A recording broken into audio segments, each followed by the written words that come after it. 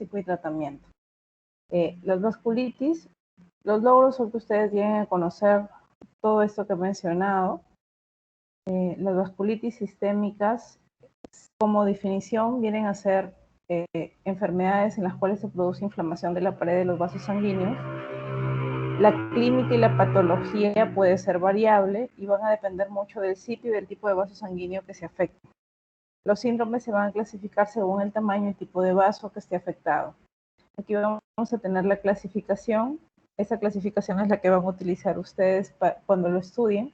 Se van a clasificar en vasculitis de pequeño vaso, mediano vaso y vasos grandes. En las vasculitis de pequeño vaso vamos a tener aquellas que son pausoinmunes, es decir, que no tienen muchos inmunocomplejos en su anatomía patológica. Y aquí vamos a tener el síndrome de Chur-Strauss, la granulomatosis de Wegener, que hoy se llama granulomatosis y polangeitis, y la polangeitis microscópica. Y en aquellas donde sí se encuentran inmunocomplejos, vamos a tener la vasculitis producida por el lupus y la artritis reumatoide, la púrpura de Heno-Schönle, en la cual la inmunoglobulina que se deposita va a ser la de tipo A, las crioglobulinas y otros tipos de vasculitis con inmunocomplejos. En mediano vaso vamos a tener la enfermedad de Kawasaki y la poliarteritis nodosa. Ambas van a producir arteritis de tipo necrotizante y la diferencia va a ser la afección de los linfonodos mucocutáneos, que sí van a estar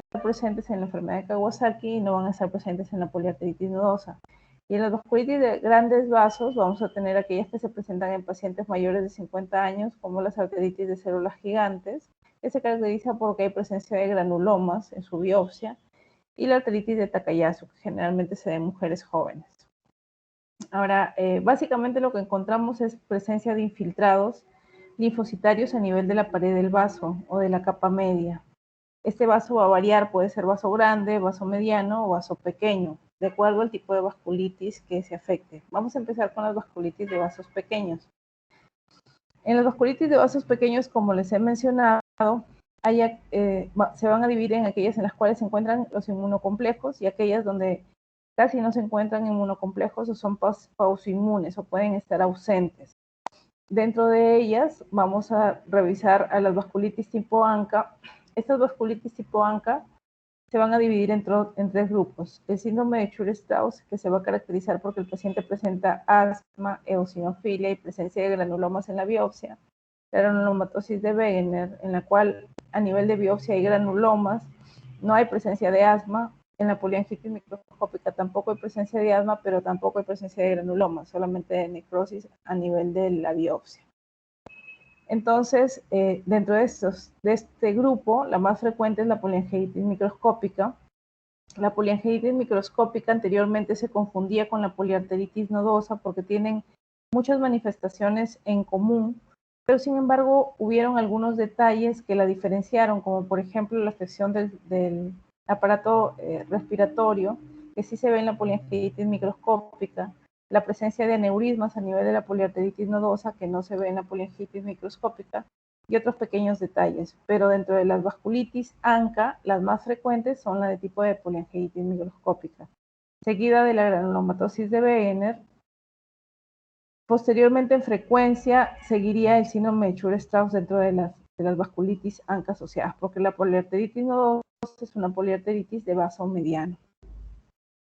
Entonces, la poliangitis microscópica, al ser una vasculitis de pequeño vaso, va a afectar vénulas, capilares y en algunas ocasiones arteriolas. Entonces, lo que vamos a encontrar en la biopsia es básicamente necrosis. Dentro del cuadro clínico, estas enfermedades se caracterizan porque inicialmente tienen síntomas generales. ¿Qué quiere decir síntomas generales? Que se preceden de lo que es pérdida de peso, fiebre, artralgias, mialgias, entre otras. Dentro de las manifestaciones que más se dan en este tipo de enfermedad, vamos a tener la afección renal. También vamos a tener la afección o compromiso de la piel, y las lesiones que se pueden presentar son las púrpuras palpables, que se caracterizan porque no desaparecen en la vitropresión, el lívido reticular, la presencia de nódulos o lesiones urticariformes. También vamos a tener la fiebre dentro de los síntomas generales, las mononeuritis múltiples, sobre todo de miembros inferiores, y aquí los nervios que más se afectan van a ser los nervios peroneos, tanto superficiales como profundos. También vamos a tener la afección gastrointestinal y la afección pulmonar, que se caracteriza por hemorragia alveolar, neumonitis o pleuritis en algunos casos. El síndrome de pulmón-riñón viene a ser la manifestación más frecuente, más grave de la poliangiitis microscópica. Dentro de las vasculitis ANCA se describen síndrome pulmón-riñón. Las que más lo producen son las poliangiitis microscópica, seguida de la granulomatosis de Wegener, dentro de las vasculitis tipo ANCA, porque también se pueden producir por las vasculitis producidas por anticuerpos contra la membrana basal glomerular. Entonces, aquí tenemos lesiones de púrpura palpable, en la cual, como su nombre lo dice, cuando ustedes palpan al paciente, van a sentir las lesiones, y si hacen vitropresión no van a desaparecer. En estos pacientes hay que descartar que no haya trombocitopenia, y si no lo hay que sospechar de un cuadro de vasculitis. A nivel de la biopsia, lo que vamos a tener es un infiltrado de linfocitos a nivel de la capa media del vaso. La hemorragia pulmonar se va a manifestar con presencia de tos y hemoptisis, disnea, de aparición brusca, rápidamente progresiva, y muchas veces caída del hematocrito. Si es que esto en ocasiones no se llega a presentar la hemoptisis, pero sí una caída brusca de hematocrito asociado a dificultad respiratoria, entonces debemos de sospechar de hemorragia alveolar, y cuando tomamos la tomografía podemos ver lesiones tipo algodonosas en ambos emitoras que corresponderían a la hemorragia pulmonar en sí. El diagnóstico se va a hacer con biopsia, y en la biopsia lo que vamos a encontrar es una vasculitis necrotizante que va a afectar vasos pequeños como son los capilares, vénulas y arteriolas, y en la cual no se encuentra depósito inmune o puede haber un escaso depósito inmune. Aquí, como lo menciona, la clasificación que vamos a utilizar es la de Chapel-Hill, que va a describir la vasculitis microscópica como una vasculitis necrotizante con escaso o con ausencia de depósitos inmunes, que va a afectar pequeños vasos, y esos pequeños vasos van a ser capilares, vénulas o arteriolas. En la poliangiitis con granulomatosis o granulomatosis de Wegener se van a afectar sobre todo el tracto respiratorio, tanto alto como bajo. A nivel del tracto respiratorio alto, vamos a tener que pueden producir sinusitis, lesiones nasales, otitis media, sordera, estenosis subglótica, dolor de oídos o lesiones en la boca. A nivel pulmonar vamos a encontrar infiltrados pulmonares, muchas veces inclusive cavitaciones, y por eso hay que descartar también tuberculosis. Podemos encontrar nódulos pulmonares, hemoptisis o pleuritis. También puede haber afección de lo que es nariz, ojos y garganta. A nivel de los ojos podemos encontrar conjuntivitis, escleritis, proptosis ocular, dolor ocular, inclusive pérdida de la visión si es que esta enfermedad no se diagnostica a tiempo. A nivel del riñón también va a haber una glomerulonefritis con presencia de microhematuria generalmente. Y siempre recuerden que todas estas enfermedades van precedidas de manifestaciones generales como fiebre, artralgias o artritis, mialgias, entre otros. Aquí tenemos un paciente con granulomatosis de Wegener que comienza con escleritis. Esta escleritis posteriormente va a formarse en una escleritis necrotizante que lo puede llevar a perder la visión. Acá otro con presencia de una lesión ulcerativa a nivel de la nariz, y acá también a nivel del paladar. Puede producirse en la granulomatosis de Wegener la famosa deformidad en silla de montar, que se va a producir por destrucción del tabique nasal. Aquí, como vemos, la evolución del paciente con una escleritis puede llegar a ser una escleritis necrotizante que lo lleve a la pérdida de la visión, si es que no se diagnostica y trata a tiempo. A nivel de imágenes vamos a ver infiltrados pulmonares que generalmente son bilaterales con presencia de cavitaciones o nódulos. También vamos a encontrar sinusitis, como en esta imagen en la cual se presenta la opacidad del seno maxilar del lado izquierdo. Aquí vamos a ver destrucción del tabique nasal.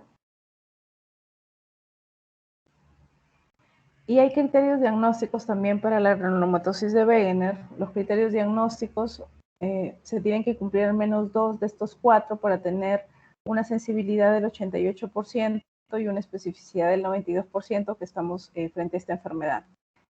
Estos criterios van a ser la inflamación oral o nasal, en la cual van a haber úlceras dolorosas o no dolorosas con descarga nasal purulenta o sanguinolenta, alteraciones en la radiografía de tórax, donde lo que vamos a encontrar son nódulos y cavidades, anormalidades urinarias, como la presencia de microhematuria con más de 5 eritrocitos por campo, y en la biopsia debe haber un infiltrado granulomatoso a nivel de la pared, siempre a nivel muscular, ya sea del vaso pequeño, ¿no? De la arteriola. Entonces, el diagnóstico, como ya lo dijimos, debe ser por biopsia, y en la biopsia vamos a ver granulomas y necrosis. Entonces, hay una inflamación granulomatosa que generalmente compromete el tracto respiratorio, pero también puede comprometer el riñón, la piel, etcétera. Y hay presencia de vasculitis necrotizante que va a afectar vasos del pequeño calibre. En ocasiones de mediano, pero lo más frecuente es que afecte pequeño calibre. Y finalmente, dentro de la vasculitis ANCA vamos a tener el síndrome de Chur-Strauss. El síndrome de Chur-Strauss, al igual que las otras patologías, va a ser una enfermedad sistémica que va a producir lesiones tipo vasculíticas a nivel de piel, riñón, pulmón, a nivel de corazón, a nivel de pleuras, a nivel gastrointestinal, a nivel inclusive del sistema nervioso central. Pero hay una característica determinante, que es la presencia de asma. Estos pacientes generalmente tienen el antecedente de asma, y además hay presencia de eosinofilia, tanto a nivel periférico como a nivel de la zona donde se toma la biopsia. Y fíjense ustedes que en esta revisión de casos, casi la presencia de asma se presenta entre un 95% de pacientes hasta el 100% de pacientes. Y la presencia de eosinofilia también es bastante frecuente. También hay criterios diagnósticos para el Chur-Strauss. Los criterios diagnósticos van a ser la historia de asma, eosinofilia en más del 10%, la presencia de neuropatía, mononeuropatía o polineuropatía, que hayan infiltrados pulmonares migratorios o transitorios, que haya presencia de sinusitis aguda o crónica, y que hayan eosinófilos extravasculares o a nivel de la biopsia. Y si es que están presentes por lo menos 4 de estos 6 criterios, la sensibilidad va a ser del 85% y va a tener una especificidad muy alta, hasta del 99,7%. Si vamos al diagnóstico por biopsia, el diagnóstico por biopsia nos va a mostrar la presencia de inflamación granulomatosa rica en eosinófilos, que va a afectar el aparato respiratorio, y va a haber vasculitis necrotizante en vasos, sobre todo de pequeño calibre. Con respecto al protocolo diagnóstico, ustedes tienen que buscar las manifestaciones clínicas e inicialmente descartar el Chur-Strauss, ya que estas vasculitis son muy parecidas entre sí. Entonces, si es que el paciente tiene manifestaciones clínicas sistémicas de vasculitis que incluyan lesiones en piel, que incluyan microhematuria y que incluyan presencia de hemoptisis o afección a nivel ocular, a nivel de nariz o garganta, y además existe asma e hipereosinofilia, tanto a nivel de la sangre como a nivel de biopsia, nuestro paciente podría clasificar como un síndrome de Chur-Strauss. Pero si no hay presencia de asma ni eosinofilia, buscamos los criterios de granulomatosis de Wegener. Si sí los cumple, iremos a granulomatosis de Wegener. Si no los cumple como tal, pero la histología es compatible, también podremos hacer un probable diagnóstico de granulomatosis de Wegener. Si además se cumplen criterios sustitutorios para granulomatosis de Wegener, y estos son los criterios sustitutorios, son que se afecten vías respiratorias bajas como vías respiratorias altas, y en vías respiratorias bajas podemos encontrar estenosis bronquial o presencia de infiltrados pulmonares, nódulos o cavitaciones por más de un mes a nivel, y que se confirmen a nivel de uso de rayos X, o también si se afectan las vías respiratorias superiores. Y aquí lo que vamos a buscar es presencia de descarga sanguinolenta nasal o presencia de costras por más de un mes, junto con úlceras orales, que haya presencia de sinusitis crónica, otitis media o mastoiditis por más de 3 meses, que haya una inflamación retroocular o una masa retroocular que podría suponer un pseudotumor, que haya presencia de estenosis subglótica, deformidad en silla de montar a nivel de la nariz o destrucción del tabique nasal. Todos estos que son criterios sustitutorios, si están presentes, nos pueden hacer sospechar de una granulomatosis de Wegener. Además de la afección glomerular o renal, que se va a manifestar con presencia de microhematuria y también con presencia de eritrocitos dismórficos o también en algunos casos con presencia de proteinuria. Si todas estas manifestaciones están presentes, podemos hacer el diagnóstico de granulomatosis de Wegener. Además, tengan en cuenta que en la granulomatosis de Wegener, en todas estas vasculitis se toman anticuerpos contra el neutrófilo, contra el citoplasma del neutrófilo, y sobre todo están presentes en la granulomatosis de Wegener el PR3, aunque también en algunos casos puede estar presente el MPO o mieloperoxidasa. Si es que estuvieran presentes y además hay clínicas, se hace este diagnóstico. Pero si no se cumple todo lo que he mencionado, podemos sospechar de una poliangiitis microscópica. Dentro del diagnóstico diferencial vamos a tener las neoplasias, las infecciones. Dentro de las infecciones tenemos que tener en cuenta las producidas por virus de hepatitis B y C, las tuberculosis, como les señalaba, ya que hay presencia de granulomas en las biopsias. La presencia de uso de drogas, dentro de esos la más frecuente es el uso de cocaína. Vasculitis secundarias a otras enfermedades autoinmunes, como por ejemplo el lupus o la artritis reumatoide, entre otros, ¿no? También la sarcoidosis es un diagnóstico diferencial importante de las vasculitis sistémicas. Y ahora, finalmente, con respecto al tratamiento, lo que se utiliza es el esquema EUVAS. El esquema EUVAS se basa, EUVAS significa Grupo de Estudio de la Vasculitis Sistémica Europeo. Este esquema se basa en el uso de inmunosupresores y lo que utilizamos siempre es ciclofosfamida. La dosis va a ser de 15 miligramos por kilo, el máximo va a ser 1.2 gramos, cada 2 semanas los 3 primeros pulsos y cada 3 semanas los siguientes 3 a 6 pulsos. La duración total va a ser de 3 a 6 meses o de 6, y lo que vamos a dar va a ser 6 a 9 pulsos. También se pueden utilizar o se deben utilizar glucocorticoides, inicialmente como pulsos de metilprednisolona y posteriormente como corticoides orales como la prednisona. La dosis sí tiene que ser 1 miligramo por kilo por día por un mes y posteriormente ir bajando la dosis hasta llegar a 15 miligramos por día en los 3 primeros meses. Tienen que saber también que las vasculitis se han clasificado según categorías. Por ejemplo, vamos a tener 5 categorías. En una categoría va a ser la localizada, que va a ser aquella que solamente va a afectar vías respiratorias altas o bajas, sin poner en riesgo la vida del paciente al comprometer el riñón. Una forma sistémica en la cual están afectadas otro tipo de órganos, excepto el riñón. La forma generalizada en la cual hay afección del riñón, pero la creatinina no asciende por encima de 5.6 miligramos por decilitro. En la forma severa, si hay un incremento de la creatinina por encima de 5.6 miligramos por decilitro. Y la forma refractaria es aquella que no responde a ciclofosfamida ni a glucocorticoides.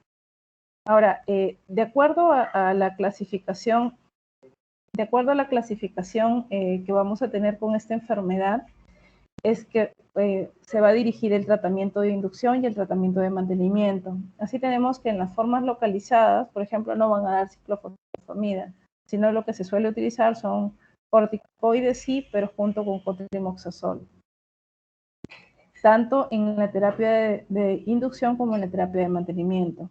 En la forma generalizada que no afecte un órgano vital, como por ejemplo, si es que hay afección de piel y aparato articular, lo que solemos utilizar es el metotrexate, tanto en el tratamiento de inducción como en el tratamiento de mantenimiento, obviamente unido a corticoides. En las formas que sí pueden afectar la piel o afecten el riñón con una elevación de creatinina no mayor a 5.6 miligramos por decilitro, si utilizamos pulsos de ciclofosfamida y de metilprednisolona. Y a nivel de mantenimiento, lo que se utiliza es un inmunosupresor más débil como la azatioprina. En la forma severa vamos a utilizar además de la ciclofosfamida, plasmaféresis. Eso también aplica para la presencia de hemorragia alveolar, donde también se puede utilizar plasmaféresis junto con la ciclofosfamida y pulsos de metilprednisolona, y en la forma, a nivel de mantenimiento, vamos a utilizar azatioprina junto con corticoides. Este tipo de tratamiento aplica tanto para poliangitis microscópica como para granulomatosis de Wegener. En el caso de Schurer-Strauss, actualmente se está utilizando el esquema EUVAS que les mostré al inicio. Y también tienen que conocer que existen factores pronósticos, ¿no? El factor pronóstico es el Five Factor Score, en la cual se toman en cuenta 5 criterios para un pronóstico de posibilidad de muerte del paciente. Si es que hay presencia de proteinuria mayor a 1 gramo, si es que hay insuficiencia renal con una creatinina mayor a 1,58, si es que hay miocardiopatía, si es que hay afectaciones gastrointestinales graves, o si es que hay afectación del sistema nervioso central. A todos estos se les da un puntaje de 1, y el Five Factor Score viene a ser un sistema de puntuación que se utiliza para determinar la posibilidad de muerte en un periodo de 5 años en pacientes que tengan una vasculitis necrotizante sistémica. Este Five Factor Score ha sido modificado y se le ha asignado puntaje también a la edad mayor a 65 años, y en el resto de afecciones ha cambiado lo que es la afectación del sistema nervioso central por la afectación a nivel de oído, nariz y garganta. En pacientes que tengan un puntaje de 0, la supervivencia en 5 años va a ser del 91%. En aquellos que tengan un puntaje de 1, la supervivencia va a ser del 79%, y en aquellos que tengan más de 2 puntos, la supervivencia en 5 años va a ser del 60%. Entonces, en pacientes con Schurer-Strauss, si tienen un Five Factor Score mayor a 1, mayor o igual a 1, tenemos que darle de todas maneras cursos de ciclofosfamida. Obviamente evaluando los órganos y compromisos que tengan. Bueno, hasta ahí hemos terminado vasculitis ANCA. Vamos a pasar a crioglobulinemia, que como dijimos al inicio, va a ser una vasculitis de vaso pequeño, pero va a estar asociada a inmunocomplejos, y en este caso a crioglobulinas. La triada que se presenta va a ser artralgia, debilidad y púrpura. Gran parte de estas enfermedades están asociadas a infecciones con el virus de la hepatitis C, y donde vamos a encontrar que la afección clínica más importante va a ser la afección de la piel, seguida de, bueno, dentro de la afección de piel vamos a tener púrpura palpable, úlceras a nivel de miembros inferiores. También vamos a encontrar afecciones neurológicas, como por ejemplo las neuropatías periféricas, y también pueden estar presentes la afección renal con presencia de microhematuria. A nivel de los tipos de crioglobulinemia, van a existir 3 tipos. El primer tipo se va a asociar a inmunoglobulinas monoclonales. El segundo y tercer tipo van a estar asociadas, en el caso del segundo tipo, a hepatitis B o C. Y en el tipo 3 sí se va a asociar más a enfermedades autoinmunes, como por ejemplo lupus, síndrome de Sjögren, y en algunos casos también afecciones tipo hepatitis C. Si es que no se controla una vasculitis, finalmente va a producir necrosis de la zona donde está presente la vasculitis, y finalmente la pérdida de esa parte del organismo, ¿no? A nivel, todos los diagnósticos de vasculitis se tienen que hacer de preferencia con biopsia. Entonces, a nivel de la biopsia, lo que vamos a encontrar es presencia a nivel de la inmunofluorescencia, depósitos autoinmunes que sean crioglobulinas y que van a afectar vasos pequeños. Estos vasos pequeños van a ser capilares, vénulas y arteriolas, pero también vamos a encontrar crioglobulinas a nivel sérico. Y recuerden que va a afectar sobre todo piel y glomérulos, y riñón en este caso. Entonces, si en esos pacientes detectamos que hay infección de hepatitis B, tenemos inicialmente que tratar la infección, y para eso utilizamos la ribavirina. Si además se asocia con un tipo de linfoma no Hodgkin de bajo grado, además de la ribavirina vamos a utilizar rituximab. Si se pone en riesgo la vida del paciente o hay una afección renal importante, vamos a utilizar además plasmaféresis, glucocorticoides a manera de pulsos, rituximab y en algunos casos inmunosupresores, pero previamente el paciente debe recibir tratamiento para la infección de hepatitis B si la tuviera activa. Y sabemos que está activa mediante la medición de carga viral. Si solamente se trata de una afección severa pero que no pone en riesgo la vida del paciente, vamos a utilizar rituximab y también ribavirina.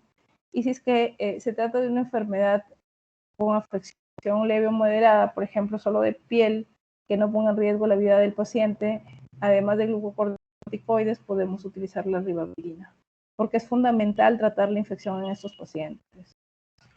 Ahora vamos a pasar a la púrpura de Henoch-Schönlein. Esta enfermedad es bastante frecuente, sobre todo en niños y jóvenes.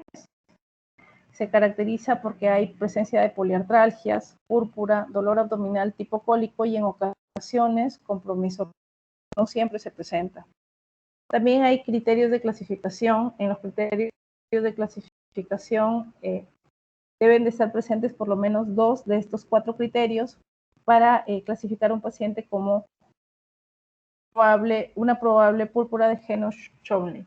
Vamos a tener el primer criterio es la presencia de púrpura palpable. Recuerden que tiene que estar ausente la trombocitopenia, la edad, que se presente una edad menor de 20 años.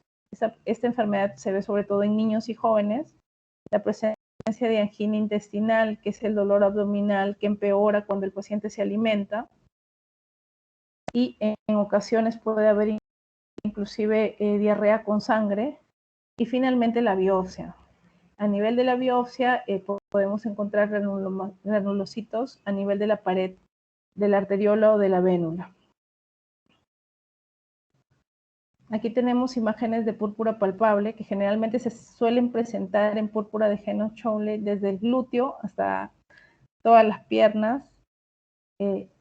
A nivel, si se le hace inmunofluorescencia a esta biopsia, se toma una biopsia dentro del plan de diagnóstico y esta biopsia lo que nos suele manifestar es presencia de granulocitos a nivel de la pared, pero si además se lleva a inmunofluorescencia, vamos a encontrar que hay depósitos autoinmunes, sobre todo de inmunoglobulina tipo A. Con respecto al manejo, va a ser como en todas las enfermedades, según el órgano o sistema que esté dañando. Generalmente, cuando solo los síntomas son a nivel de piel, lo que solemos dar es corticoides a bajas dosis. Siempre a estos pacientes se les tiene que mandar reposo. Si es que está afectado, si es que hay dolor articular o presencia de artralgias, vamos a dar antiinflamatorios. Pero ya si es que estamos hablando de que pueda haber una glomerulonefritis producida por este tipo de vasculitis o inclusive hemorragia pulmonar, que es muy raro, sí tenemos que darle pulsos de ciclofosfamida y también en ocasiones plasmaféresis. Pero esto no suele presentarse en esta vasculitis, salvo en los casos que sean más severos. En los casos refractarios siempre se plantea el uso de rituximab. Vamos a ir ahora a las vasculitis de mediano vaso. Como ya les señalé desde el inicio, se van a dividir en 2 grupos, poliarteritis nodosa y la enfermedad de Kawasaki. Ambas son arteritis necrotizante. La diferencia es que en la de Kawasaki hay afección de los linfonodos mucocutáneos que no existe a nivel de la poliarteritis nodosa. La enfermedad de Kawasaki también va a tener criterios. Estas enfermedades se presentan en niños, generalmente menores a 5 años. Hay criterios de enfermedad de Kawasaki completa y de enfermedad de Kawasaki incompleta. En el caso de la enfermedad de Kawasaki completa, debe haber presencia de fiebre de al menos 5 días de evolución, más 4 de los siguientes criterios. El primero es que haya inyección conjuntival bilateral no exudativa. El segundo, que hayan alteraciones de la mucosa bucal con una lengua frambuesada, con labios fisurados. El tercero, que haya un exantema polimorfo, que hayan lesiones palmoplantar con descamación y finalmente adenopatías cervicales mayores a 1,5 centímetros. Si es que hay fiebre y además están presentes 4 de estos criterios, podemos clasificar a nuestro paciente con un diagnóstico de enfermedad de Kawasaki. Pero también se han dado criterios de enfermedad de Kawasaki incompletos que ustedes tienen que conocer. Estos son fiebre de al menos 5 días, más o menos 2 o 3 criterios clínicos que previamente se mencionaron, y además elevación de reactantes de fase aguda, como son la proteína C reactiva con un valor mayor a 30 o velocidad de sedimentación con un valor mayor a 40, y al menos que se cumplan 3 de los siguientes criterios de laboratorio. Albúmina menor a 3, anemia normocítica normocrómica, elevación de las transaminasas, específicamente de la TGP, plaquetas por encima de 450.000 por milímetro cúbico, leucocitos por encima de 15.000 y al menos presencia de 10 células por campo en el sedimento urinario. La enfermedad de Kawasaki nosotros no la solemos manejar. Generalmente la manejan los pediatras y ustedes la van a ver nuevamente cuando lleven la rotación de pediatría. Ahora, esta enfermedad, si no se trata, va a producir daño cardíaco y lo que suele presentarse es sobre todo aneurismas. Entonces, lo que se debe de cuidar en estos pacientes es que no haya este daño cardíaco y tratarlo antes de que este se presente. Por eso, dentro de su evaluación, siempre se debe pedir una ecocardiografía y hacer seguimientos constantes con ecocardiografía. Entonces, el manejo de la enfermedad de Kawasaki se da con glucocorticoides a dosis altas. Se plantea el uso de prednisona de pulsos de glucocorticoides y también el uso de aspirina. Aquí lo que vamos a utilizar inicialmente son inmunoglobulinas. La dosis total es 2 gramos por kilo endovenoso más aspirina, 80 a 100 miligramos por kilo de día, y esperar si desaparece la fiebre o no. Si sí desaparece la fiebre, continuamos con aspirina, la dosis se baja de 3 a 5 miligramos por kilo día y se hace el seguimiento con ecocardiograma. Si a las 6 o 8 semanas están normales, se evalúan las plaquetas. Si las plaquetas están normales, se suspende la aspirina. Si las plaquetas están elevadas, continuamos con aspirina hasta que se normalicen. Si por otro lado en el ecocardiograma hay presencia de aneurismas, se evalúa si es que son aneurismas gigantes. Si es que es así, continuamos con la aspirina y además podemos dar anticoagulantes como el uso de heparina o warfarina. Y si es que no están presentes, continuamos con aspirina o clopidogrel. Entonces evaluamos, en caso de que no desaparezca la fiebre, nuevamente debemos de volver a dar cursos de inmunoglobulinas endovenosas. Esas inmunoglobulinas se pueden dar hasta por 3 cursos. Y si no desaparece la fiebre, vamos a pasar al uso de glucocorticoides, que es la metilprednisolona, inclusive a 30 miligramos por kilo día endovenoso. Y si no desaparece, se plantea el uso de anti-TNFs o infliximab a dosis de 5 miligramos por kilo endovenoso.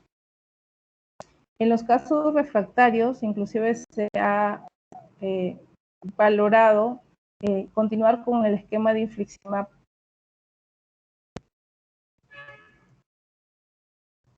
La poliarteritis nodosa sería la segunda vasculitis de mediano vaso.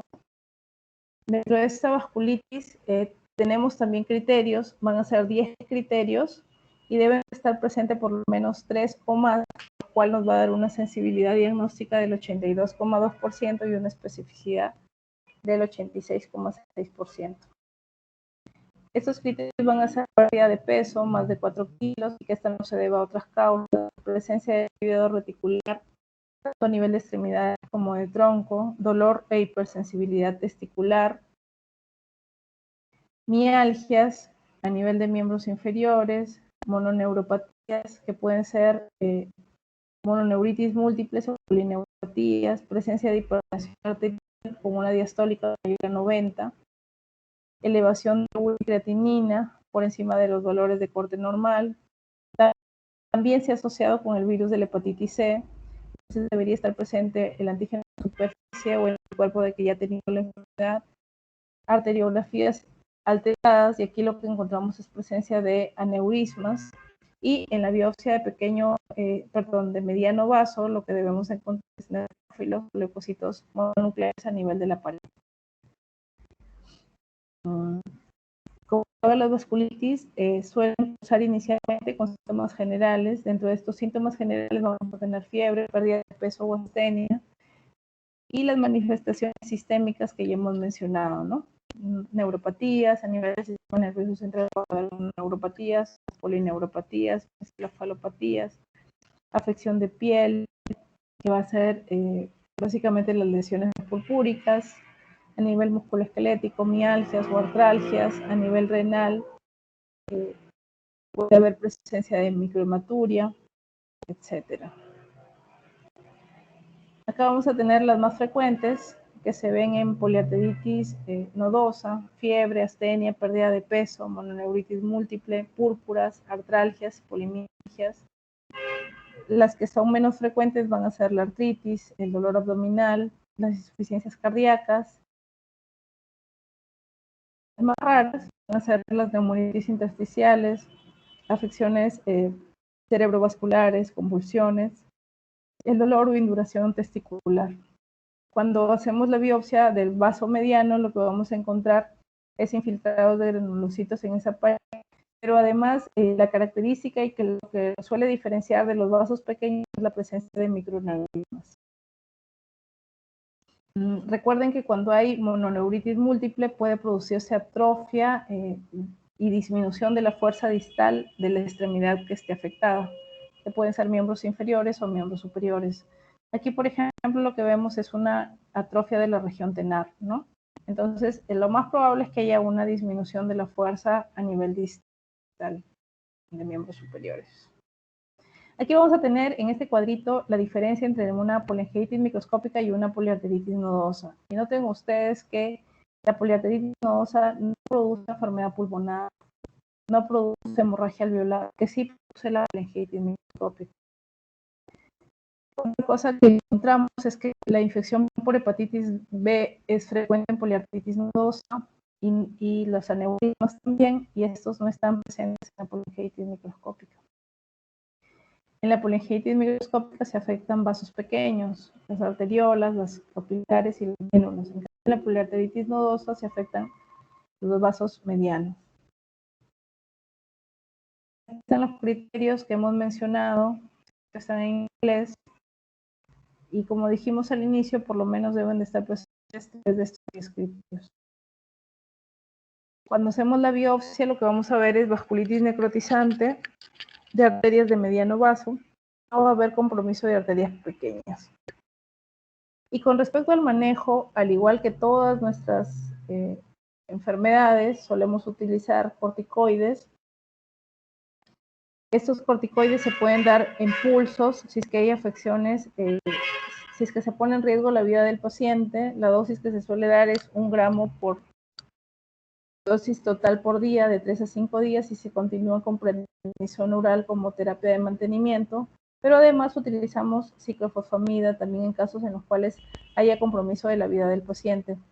Tienen que saber que existen inmunosupresores más débiles, como por ejemplo la satioprina, que es menos tóxica y lo que podemos es darla como dosis de terapia de mantenimiento. Y en los casos más severos se suele utilizar plasmaféresis, en algunos casos interferón alfa, sobre todo cuando hay asociación con virus de hepatitis B. Siempre en estos pacientes se evalúa la actividad de la hepatitis B y se evalúa con carga viral. Y si es que está activa, antes de dar tratamiento inmunosupresor, tiene nuestro paciente que recibir tratamiento para la infección de la hepatitis B. Y lo que utilizamos es el interferón alfa. Entonces, si es que la afección de la poliarteritis nodosa es solamente cutánea, vamos a considerar el uso de antiinflamatorios, colchicina, glucocorticoides, dapsona y inmunosupresores débiles como la cetoprina. Pero si además de esto notamos que hay evidencia de actividad del virus de hepatitis B, tenemos que dar agentes antivirales y le damos ese lenacapavir. Podemos utilizar plasmaféresis para alargar el tiempo antes de que empiece con el inmunosupresor si fuera necesario, y también el uso de glucocorticoides corticoides se puede dar. Con respecto finalmente a las vasculitis de vasos grandes, las vasculitis de vasos grandes se van a dividir en la arteritis de células gigantes y la enfermedad de Takayasu. La clínica de este tipo de vasculitis de células gigantes va a ser principalmente con presencia de un dolor de cabeza que anteriormente el paciente no tenía. Este puede tener diferentes localizaciones, generalmente temporal, puede ser occipital, frontal, etcétera. Además va a haber fatiga, fiebre, puede haber claudicación mandibular. Pueden haber escalofríos nocturnos, pérdida del apetito, disminución de la visión. El diagnóstico de la arteritis de la temporal se puede confirmar también con biopsia.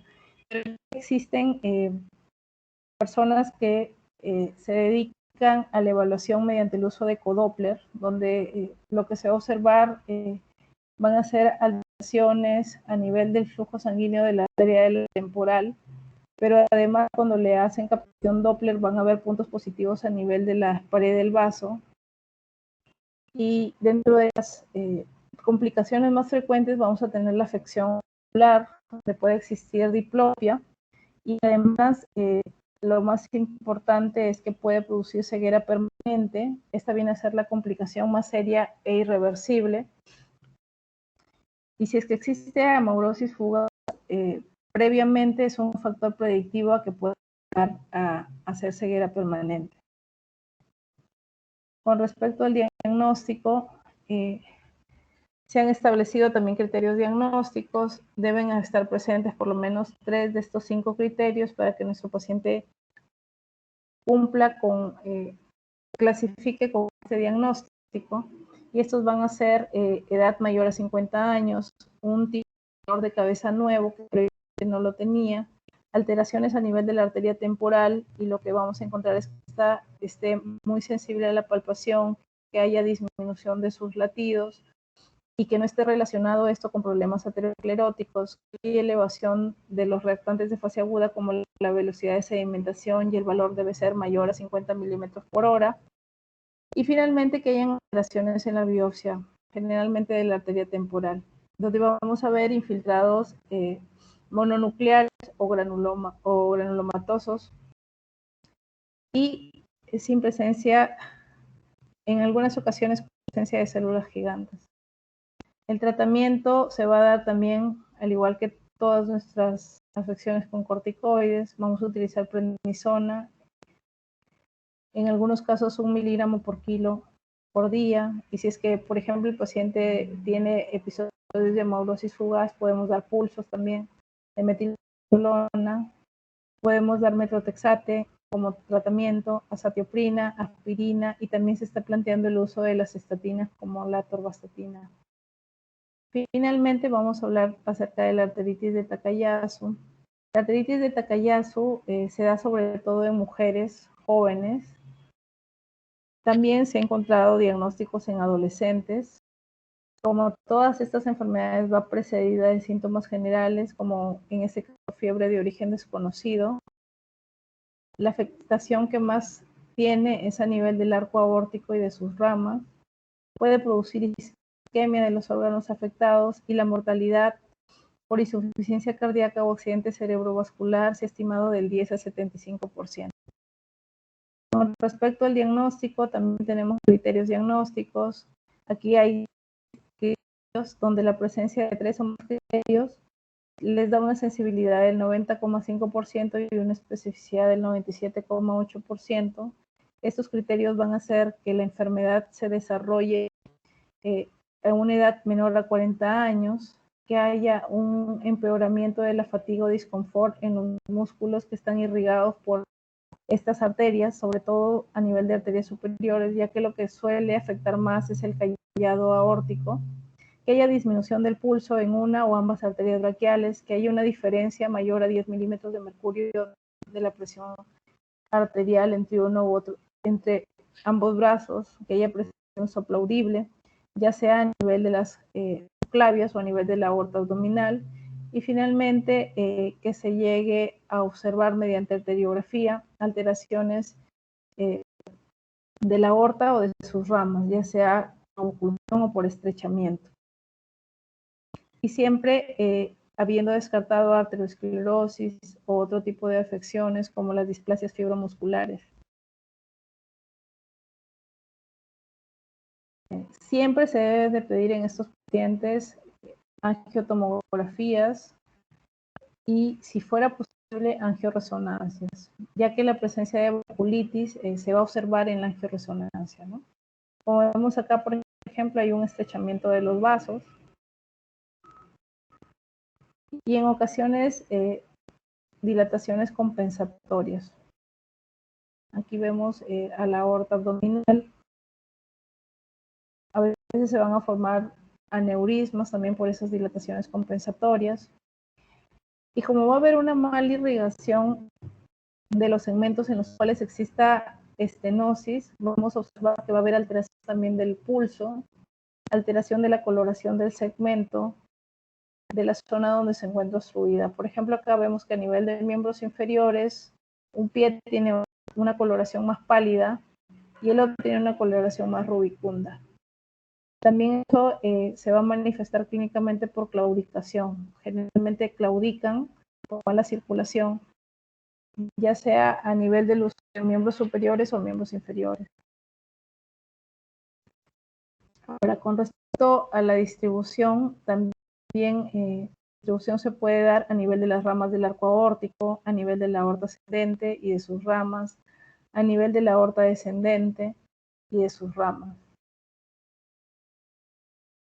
Y con respecto al tratamiento, hay factores de mal pronóstico que tienen que conocer, como por ejemplo la presencia de hipertensión refractaria de tratamiento, insuficiencia aórtica, retinopatías, aneurismas aórticos.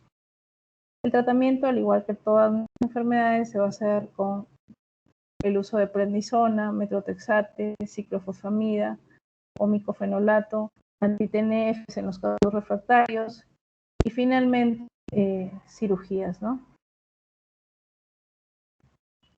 Con eso hemos terminado la presentación de vasculitis sistémica. ¿Tienen alguna pregunta?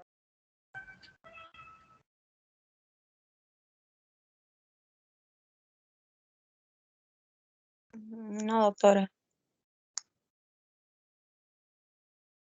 Bueno, vasculitis sistémica es quizás una de las clases, es la clase más larga que yo les doy, pero también al momento de que ustedes estudien es bastante extenso. En este segmento tienen que estudiar todas las vasculitis, de preferencia las vasculitis tipo ANCA, ¿ya? Tiene una buena distribución de lo que es vasculitis, pueden estudiar por ahí. Ya descargué su asistencia y bueno, mañana si es que doy clase la daré en la tarde porque en la mañana estoy programada en el hospital. De todas maneras, les voy a colocar en su rol la clase. ¿Ya? Sí, doctora. Cuídense. Muchas gracias, doctora. Buenos días. Hasta luego. Chao. Doctora, bueno. Gracias, doctora.